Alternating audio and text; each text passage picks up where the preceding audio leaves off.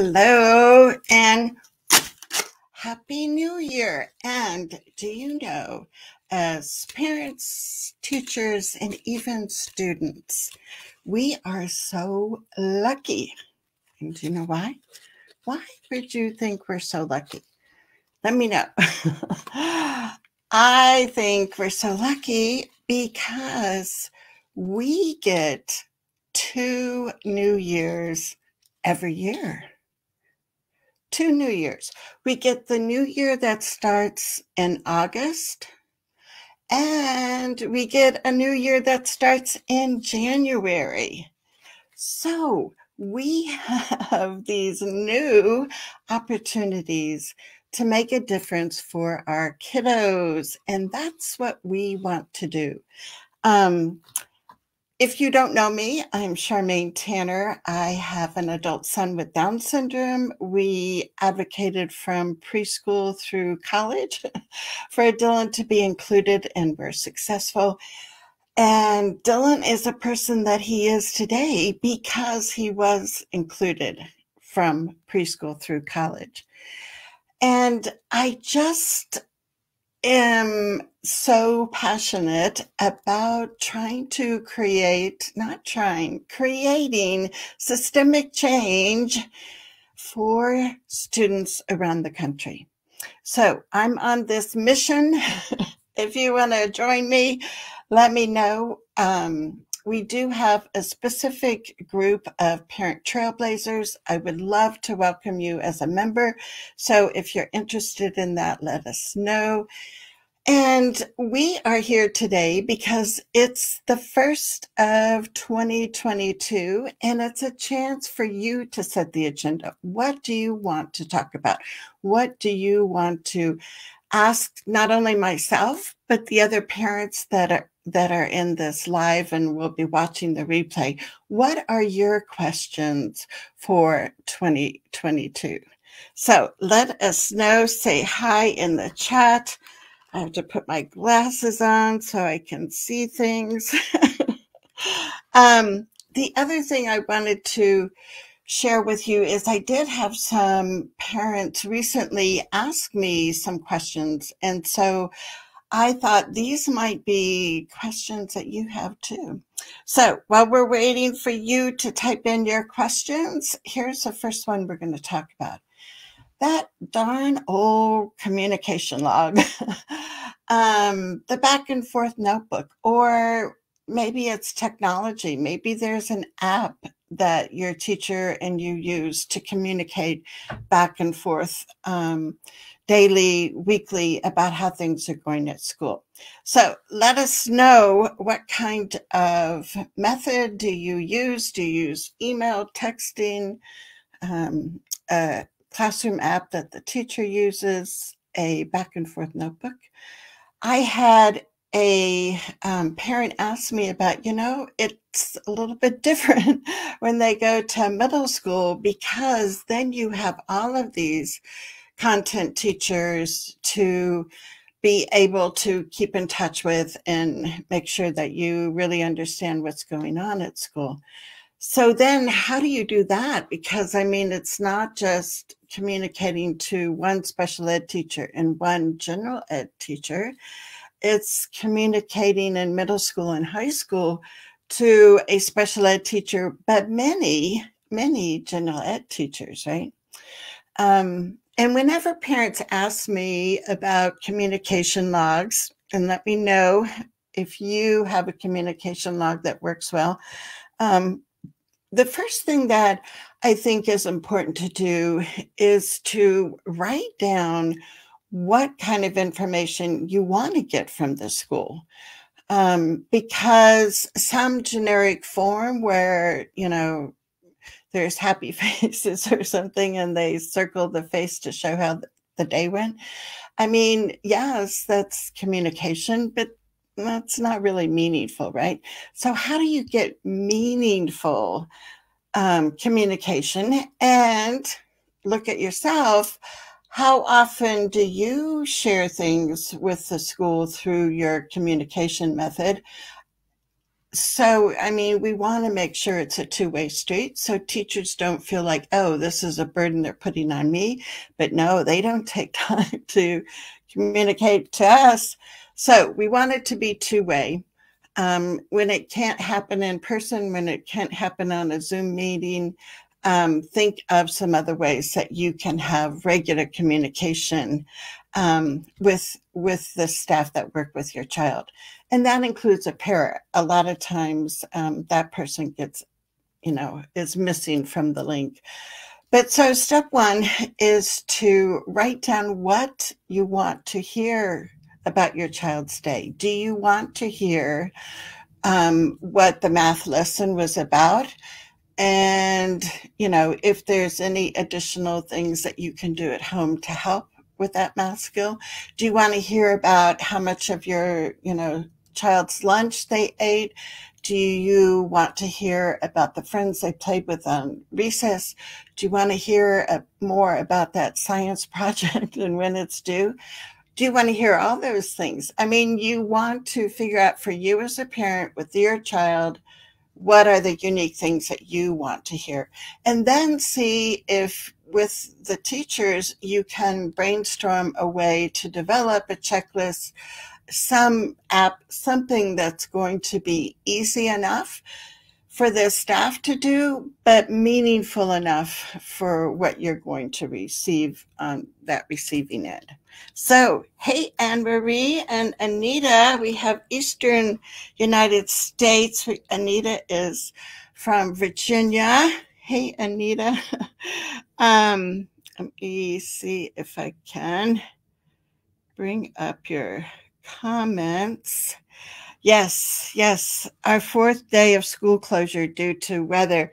Yeah, Anita's in Virginia. And yeah, you've just, seen all kinds of pictures on the news. And it is really hard when it goes on for that long. So hopefully some sunny skies are coming your way. And Anne Marie is in South Carolina. She says, hi.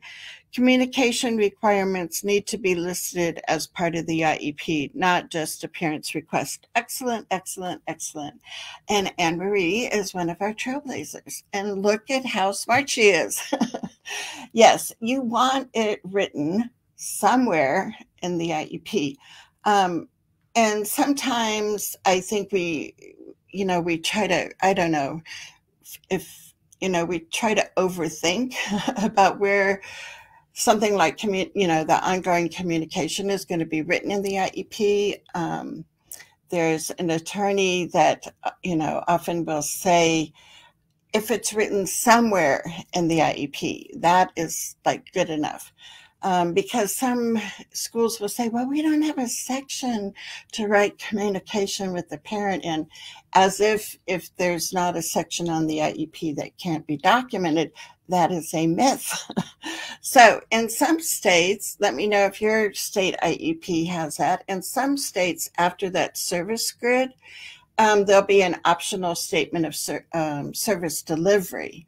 And that is an excellent place because that is supposed to be an explanation. So you really understand the services that your child will be getting, what the school is going to be accountable for. So that's a perfect place, if you have a section like that, to write about parent communication. And you don't want to only say homeschool communication, because what does that mean? I mean, that could be like when they send the progress report home.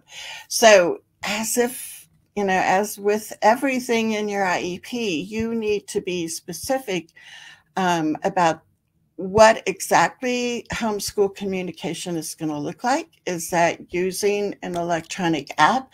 And you could say such as Classroom Dojo or whatever.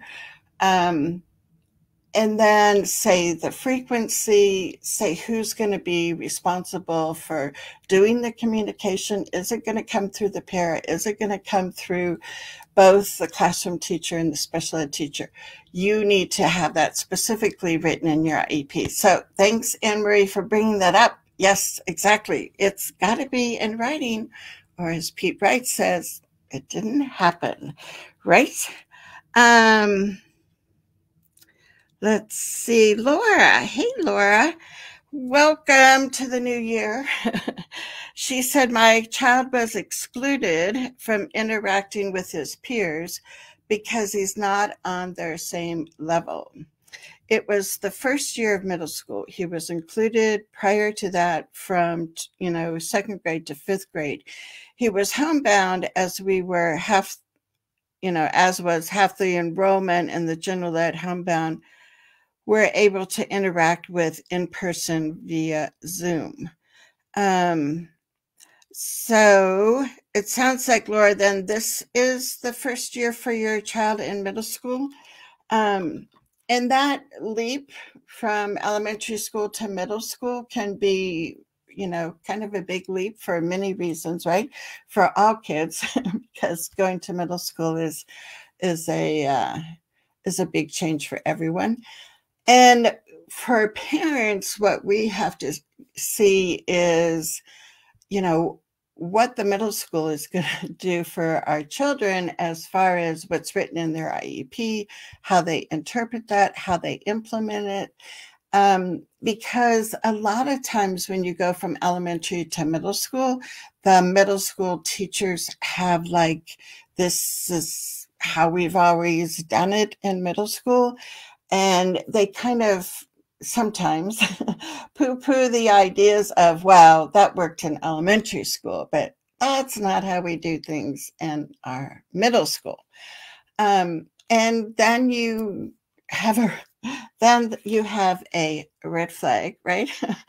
Because obviously there's a disconnect between the inclusion that your child had in elementary school and how that stopped in middle school. And that is something that you really want to, and I would say need to address right away. So I don't know if Laura, if you've had some IEP meetings about it and it's still not resolved. But yeah, that's something that can't go on. And having your child be excluded because they're on supposedly a different level than other children, I mean, that is the basis of prejudice, right? And ableism. And that is totally unacceptable. So, Laura, let us know if, what are the things that you've tried to do to resolve it, and if it's still happening, and then we can give you some other ideas. And the rest of the people that are watching live and on the replay, like, type in your ideas as parents are asking these questions, because I don't have all the answers. And it's nice when we get other thoughts and ideas coming from you guys. So chime in. And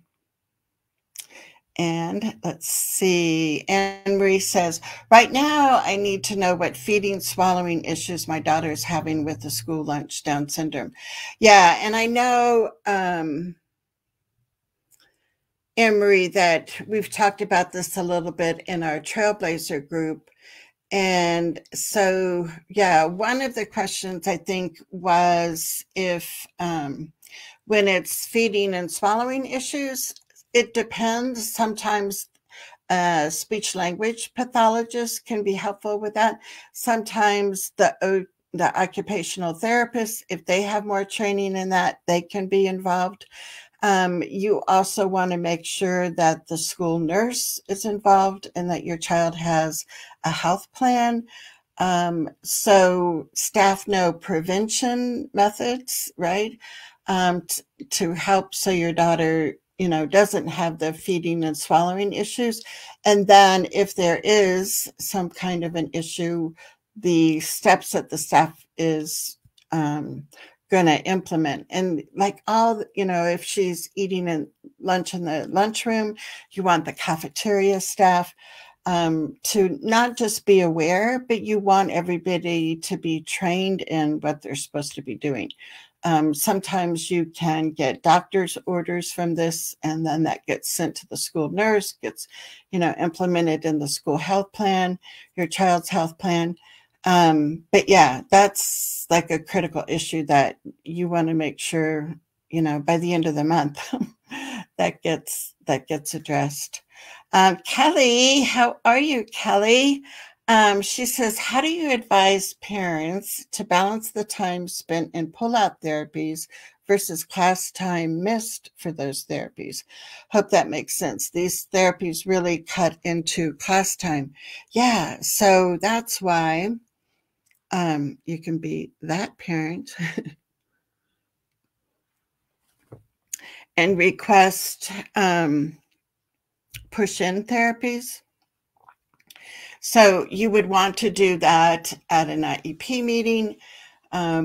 It's helpful to have conversations with the therapist ahead of time so they don't feel like blindsided when they come to the IEP meeting. But to say, I'm really thinking about how much time during the day, how much time during my child's week that they're missing class instruction because of the therapies. And you can try to get the therapist to have ownership into some solutions. Well, you have thought of some solutions, but the more that it can be a conversation and they can be part of that, the more ownership they'll have, the more likelihood that they'll actually do it. So one of the things is to just open up a conversation with, whatever therapist your child has at school and say, I've been thinking about this, how much class time is missed. And it's like, I just wonder, what can we do about this? Because the therapy is important, the class time is important. And, how do we figure out a way to change this so we still have the benefits of both, but my child isn't missing out on class time?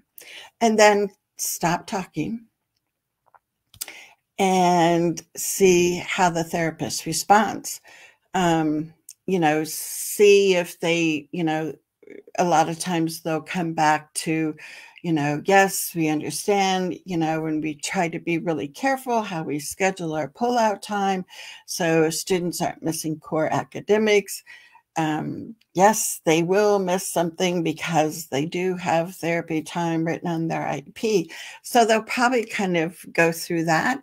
And it's like you can be listening and, listen well, right? And then still bring the conversation back to, yes, I understand that. However, there's still this, I don't know, disconnect, dilemma, this, issue, this concern that my child continues to miss class time. So what are some things, and you would ask this therapist, what are some things that maybe you've heard from other SLPs or you've heard from other OTs about how they deliver their therapy services? And then you stop and you wait and you wait for them to see if they have even talked to anybody about this kind of thing. A lot of their professional journals for years have talked about push-in services. And I know in our Trailblazer group, we have some resources that specifically are from national organizations where they do address and endorse push-in services. So if you're a Trailblazer, let me know and I can point you to that if you're interested in that. But yeah, so I think the bottom line for me would be that we really need to do push-in services.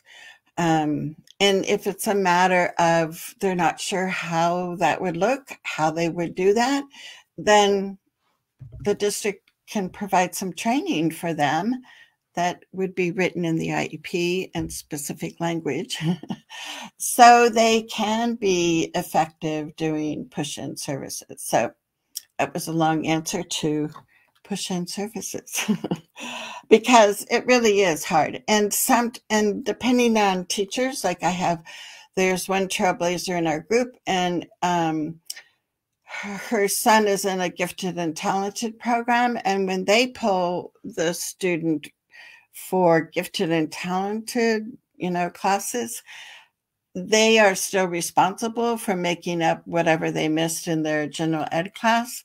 And so kids get like this double whammy. And for a lot of students on IEPs, when they miss class time, they're missing that access to the general ed curriculum. And also, it's like that can't be made up, right? I mean, you, like Doug, now why can I think of his last name, from San Diego State?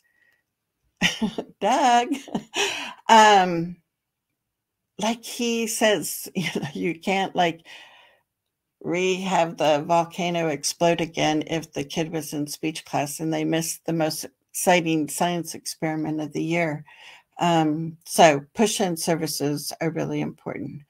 And if you're loving this discussion, then give us some hearts and love.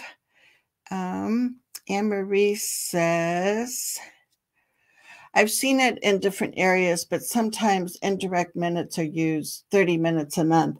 Yeah, and that's a good point, is that sometimes you can look at, in the IEP, a lot of times it's direct service time. And I have always been a little leery of indirect consult time, because when I was teaching for 30 years, I'm not sure that consult time was really used for consult. I think it was like, getting to your next kid or something. So if it's written in the IEP under consult, or even if it's written under the optional statement of service delivery, you still want to have a way to hold them accountable for that. Some parents will ask, for copies of the logs, to see exactly what was discussed, the high points, if, the parent needs to follow up with anything. Yeah, the reality is it's 2022 and we still have to be the IEP police. Nobody likes to hear that. Nobody likes to do that. It can be more than a part-time job being an IEP policeman, but the reality is we have to make sure and hold people accountable for what's written in the IEP. And that's why you want it to be so specific. Anita, she says that her daughter is pursuing a standard diploma in Virginia and continuing to get pushback because my daughter needs a modified curriculum, and that disqualifies satisfying meeting the standard for credit. I am holding firm with her placement, expressing that to be with her peers is more important than mastering all the curriculum at an A level. So kudos to you. And yes, Anita. Anita is a fierce trailblazer, and she knows that persistence is the most important thing. And I want, Anita, for you to know that we give you so much credit, because it's really difficult to keep that persistence up when your child is in high schools. And the high school staff knows that, right? That most parents, by the time their kids get to high school, are like, I'm tired. I can't do this anymore. And sometimes those high school years kind of float by and they're not as productive as they could have been when we rally our energy and advocacy to be persistent even in high school years. And you're so right, Anita, those relationships that she is making with her classmates are critical to her self-concept, are critical for her classmates to learn how wonderful your daughter is, and diversity is a natural human condition, and it just creates such a richer world for your daughter and for the other kids, right? So yes, hold firm to that and keep on keeping on, because you will make a difference for your daughter graduating with a standard diploma. And that in turn will get out and the rumor mill will start in your school district, in your high school, that, ooh, look at what this one parent did. I bet I could ask for that too. And that's how change starts to happen. So, thanks so much, Anita, for your persistence and your advocacy, because you are making a difference. Um, hey, Kim. She's here from Iowa, where it's probably cold and windy, like minus degrees, right? So let's see. Laura says it was in the IEP and we received an administrative letter starting the changes. So do you mean inclusion was in the IEP, or do you mean the change in the middle school way of doing things was written in the IEP? Sorry. If you could let me know. And this is one of the things, I keep talking about our Trailblazer group, but I'm so excited about all the things happening there. And one thing that's nice about that is when we have live trainings and Q&A, all the Trailblazers can be on and we can talk versus trying to communicate through writing, right? Which it can be hard. So sorry if I ask follow-up questions, but I want to try and make sure I get a picture of what you're asking. So Anne-Marie, great. Yes. So this is, back to Laura, I think she said, did they give you a PWN, which is prior written notice for the changes? This sounds like a change of placement, which needs to be a team decision via a meeting. Exactly. If the amount of time that, your child's included in middle school has changed that placement category, then that's not something that the school can do unilaterally. And it doesn't matter if they sent you a letter. They might be thinking they're covering themselves, but no, actually, that could be, depending on the situation, that could be documentation you could use to show that a unilateral decision was made, which is totally not what's supposed to happen, right? And the other thing I would encourage families to do in this new year is to keep the conversations going before, during, and after IEP meetings, and try to resolve as much as you can at the IEP table. And I also encourage you to look at other ways to try to resolve things.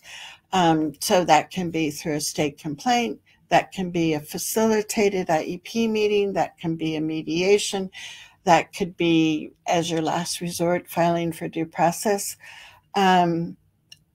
But we also have to use the systems that are in place right now, as we are also trying to create new systems. And I think it's important for people at the state level to know about the concerns that parents have. And one of the ways to do that is by using your dispute resolution processes. So that might be something to think about for the new year.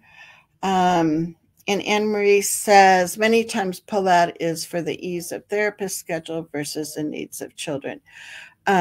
Yeah, totally.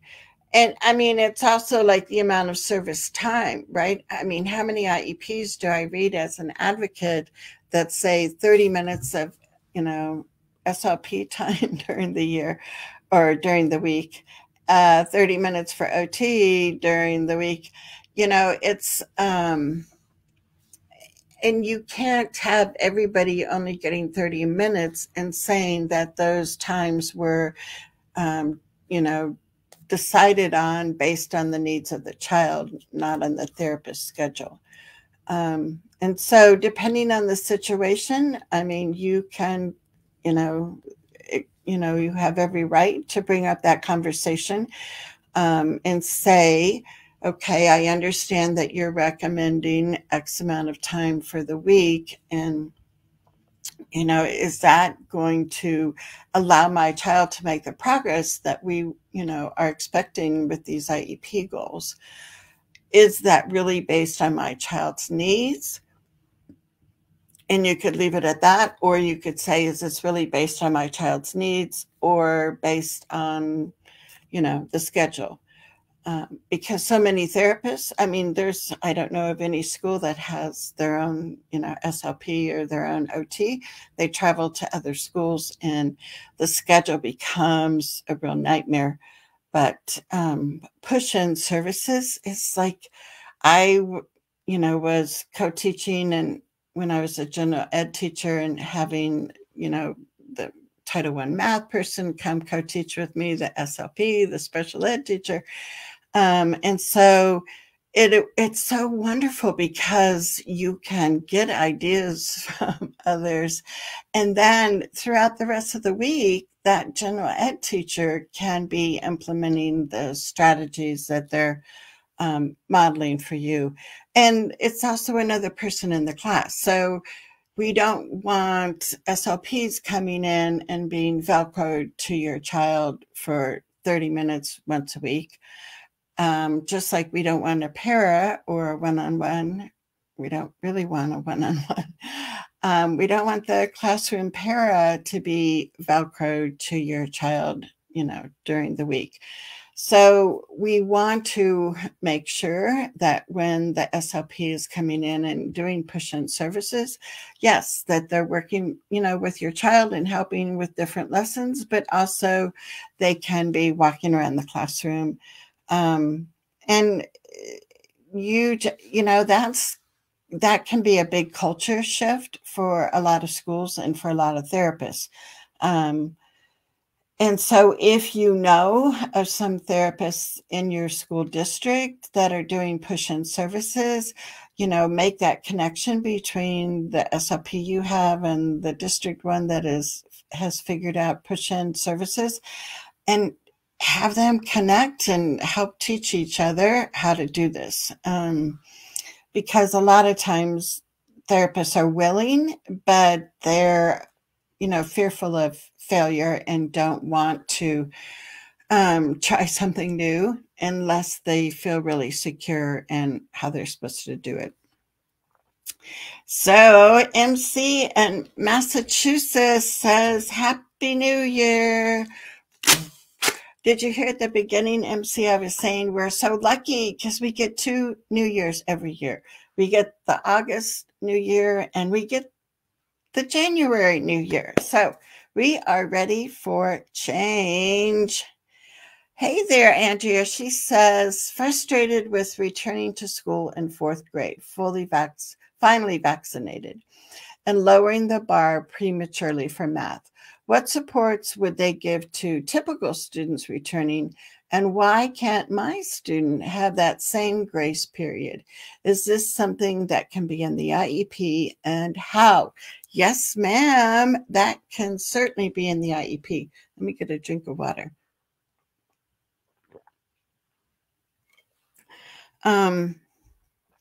So are you saying, Andrea, that your child just returned this semester back to the school? And so, yeah, I mean, you're looking at what kind of transition supports from going from, homebound back to being in the brick and mortar school. And so typically we think of transition when a kid goes to a new grade or a new school or, high school or whatever.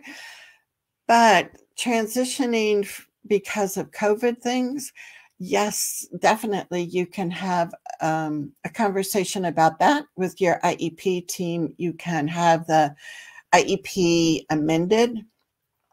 And depending on your school district, your state, sometimes they don't like IEPs to be amended without the full team, even though from the federal law they're allowed to not have the full team to make an amendment. So if that's going to be easier and faster, then I mean, you, the special ed teacher, the one general ed teacher, his fourth grade general ed teacher, can sit down and say, let's look at the support that he needs right now for transitioning. And that if I don't know if they've written a new math goal that has lower expectations or what, but if specifically math is an area that you're concerned with, then look at that math goal. Make sure that you're on the same page with the fourth grade teacher and the special ed teacher, what that math goal is really expecting of your child. And if you feel like it's too low, then part of the amendment could be rewriting that math goal. And so, yeah, you want to look at some things, but for sure. And then I would look at, like just that overall transition, not only for math, but to, like you said, have that grace period. And so in the IEP, those are services that, can be added. Sometimes what staff will do is, on the service table grid, it, says special ed services for, math, and it, started in August and it goes to next August. Sometimes what you can do is have these transition services or supports, and it starts in January and it goes until maybe March. I don't know, February, whatever you think would be appropriate for these additional supports for this transition time. But yeah, if your child needs that, then the school needs to provide that. And then the conversation is, what is that support going to look like? And so for you to think ahead of time of, is this extra time? Is this less homework? Is it having a buddy that, he makes sure he leaves, his fourth grade class with and can sit down at the lunch table with, so he has those connections and relationships. I mean, that's a social emotional type of area, but all of that can be looked at. And I don't know if I have the link right here, but I don't. The other thing that I have is you can book a 30-minute free phone consultation with me. So if you're not currently working with me and that's something that you'd be interested in, it's really nice to have that one-on-one chat, and you'll be amazed in 30 minutes how many ideas and specific things that we can come up with. So you leave that phone call with like, yes, I have some next steps figured out here. And Anita says, thank you for the supportive response. I am exactly as you say, a tired parent, feeling like I'm getting gaslighted, and it's affecting my ability to feel confident in my persistence. Anita, yes, it's and there's no judgment, because all of us get tired. I mean, and I remember times when Dylan was 3, so like 30 years ago, when we filed for due process over an inclusive preschool community class for him. And just in that short, intense period of advocacy for Dylan, I mean, there were many nights and days that I was crying and talking to my best friend, Kathy Snow, and saying, I can't do this, And then you look at, okay, Anita, you've been advocating for your daughter for, I don't know, 15 years or something, right? And that gets old and it gets tiring. So then along the way, we have to pick times when we can like de-stress, like deprioritize school and get back to prioritizing ourselves. And I've heard different people talking about, you can't, you have to have something in your cup before you can share it with others. But I have this image in my mind. This other person had said was, your cup needs to be overflowing, and the overflow is what you share with others. But you still have to keep your cup full for yourself. And, that it's like, yeah, that sounds, I don't know, easy, Charmaine, for you to say or something. But no, it's like you do have to take those breaks and plan them. Some do it daily, through prayer, through meditation, through journaling. Some people find it if they can do something on the weekend for themselves, that works.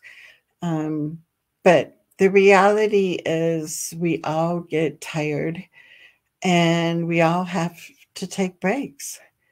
And that's okay, because then we come back and we keep our child as that North Star.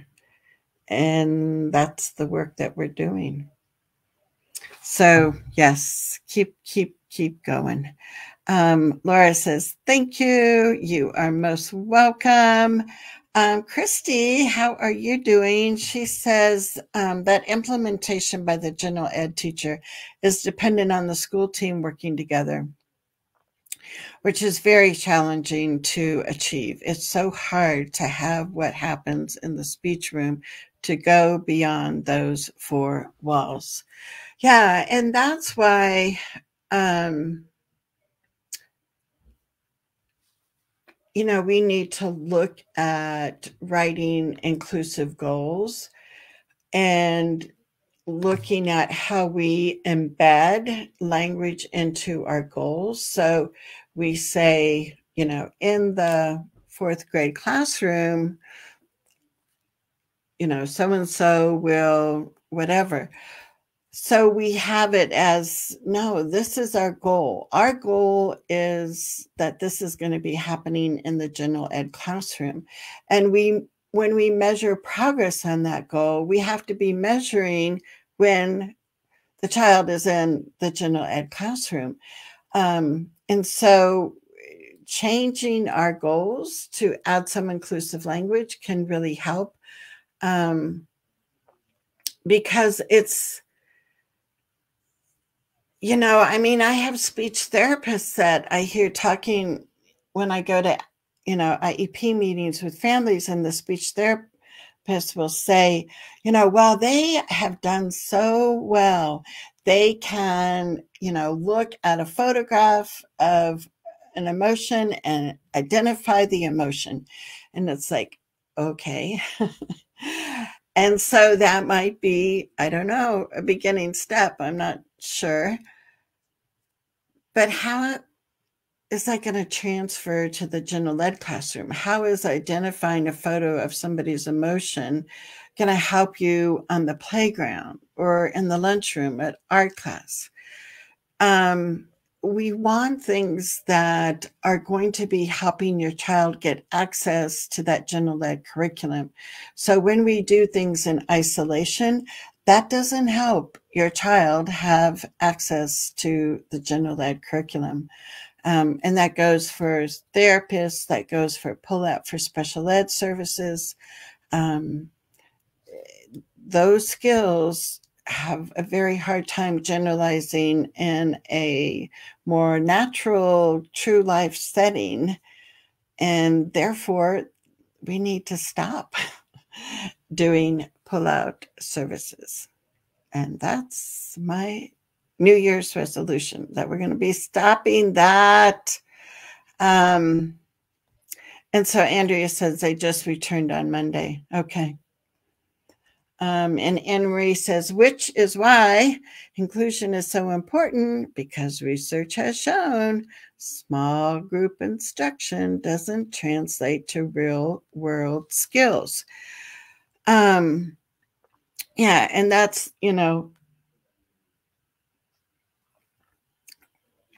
the hope that people would listen to evidence-based studies that show our kids are going to achieve much more in life, much more in their school years when they're included. And it's up to us as the adults to figure out how we can do that, because we have lots of examples. We have lots of evidence to show that inclusive education works.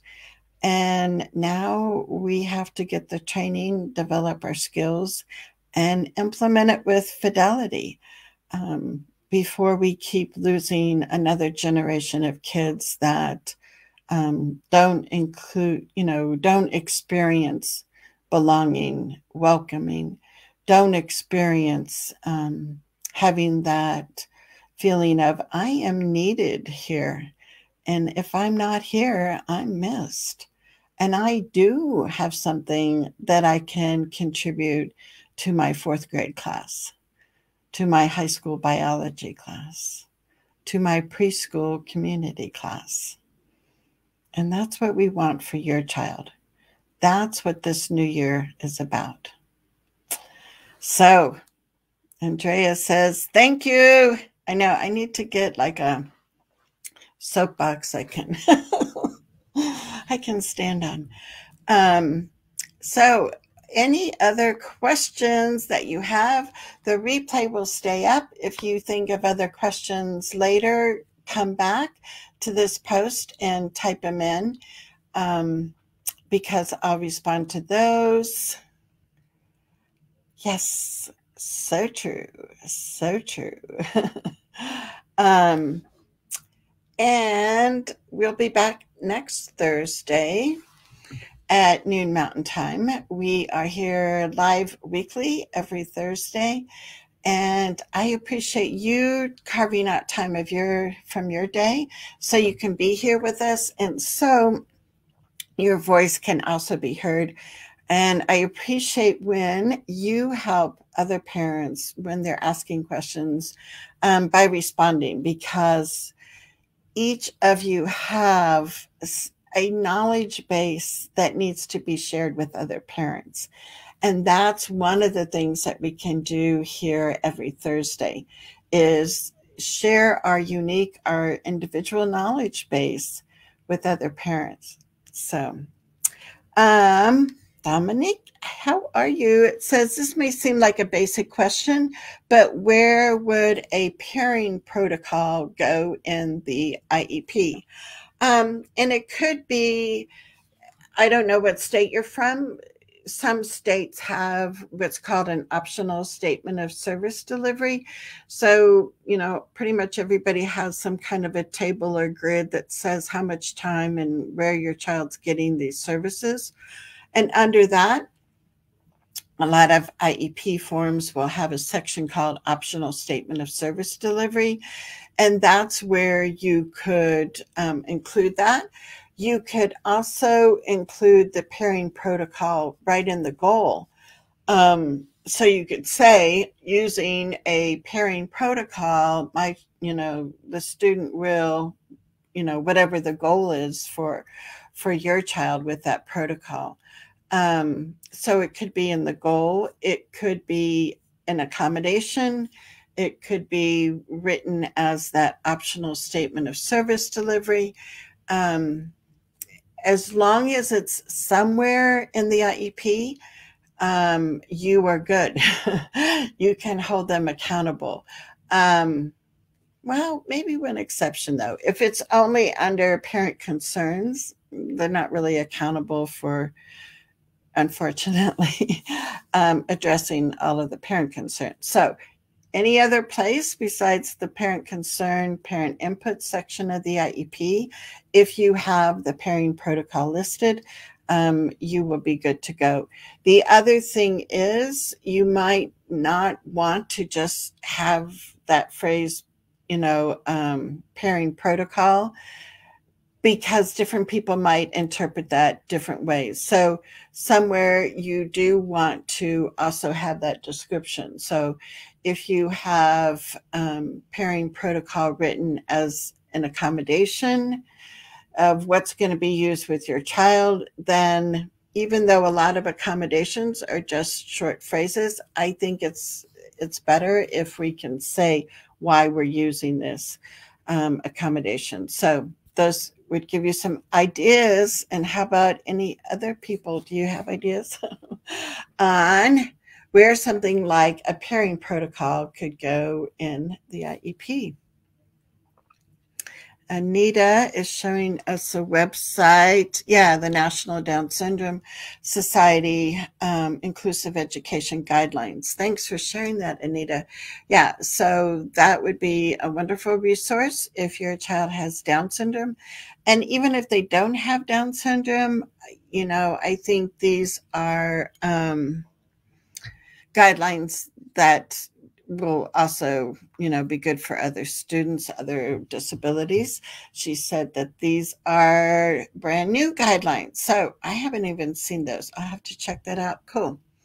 I think I think this is the one that there was debate about, because some people were saying that not all the people that were involved in writing the guidelines were given credit. Yes, so I did see those new guidelines. But yes, go check them out. And Anne Marie says, yes, that she printed this out for her team. Super informative. Yeah. And that's the thing, too, that can be really nice for parents to share these new resources when you find them. So you can use our Visions and Voices group here to post different resources that you've used that have been helpful.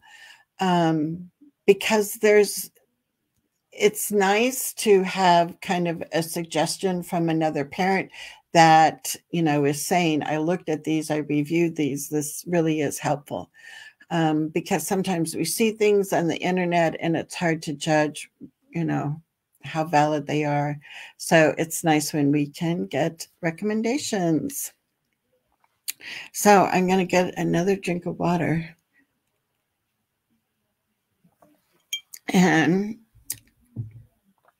do we have any more questions coming in? Like I say, if our live show ends and you think of another question, make sure you still share it with us. Yes, Inclusive Schooling, Julie Costin. And they're doing their Summer Leadership Institute again this summer, which is excellent.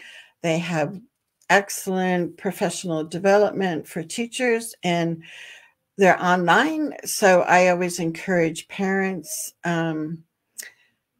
They have a wonderful training for paraeducators. Julie, and I can't remember what month it is, but it's coming up in a couple months. Julie has a new workshop about IEPs that I can't wait. So yes, Inclusive Schooling is an excellent. And then the other one I would say would be inclusionrules.com, and that is from Paula Kluth.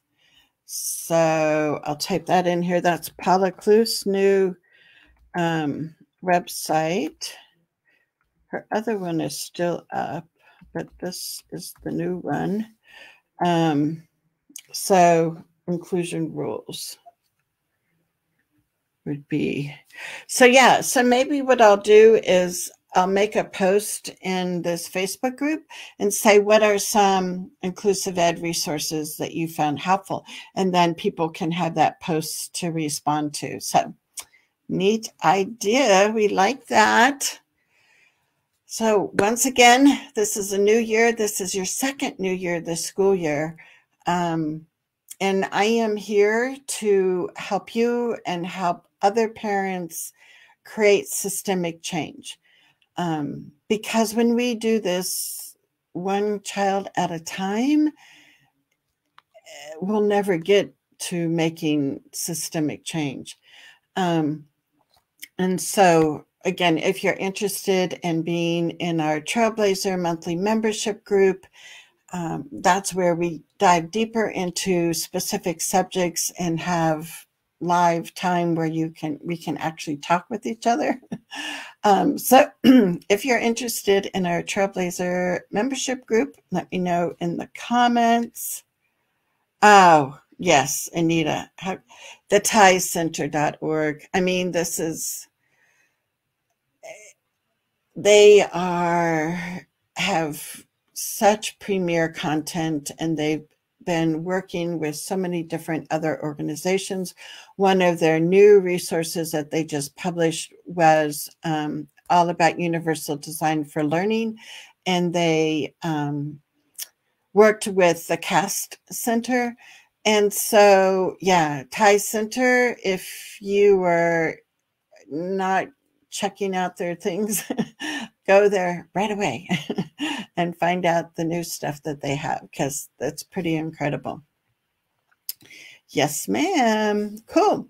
And if you are a Trailblazer, in 15 minutes, we have our after the show where we keep talking. So, Trailblazers, go over to our Trailblazer group and I'll be there live in 15 minutes. But we will be back here on this Facebook page to answer any other questions that you might have. And until next week, next Thursday at noon Mountain Time, I am Charmaine Tanner. Keep on keeping on. We need to make sure every child is safe, happy, and learning beside their classmates every day. So until next Thursday, you have a wonderful Thursday, and we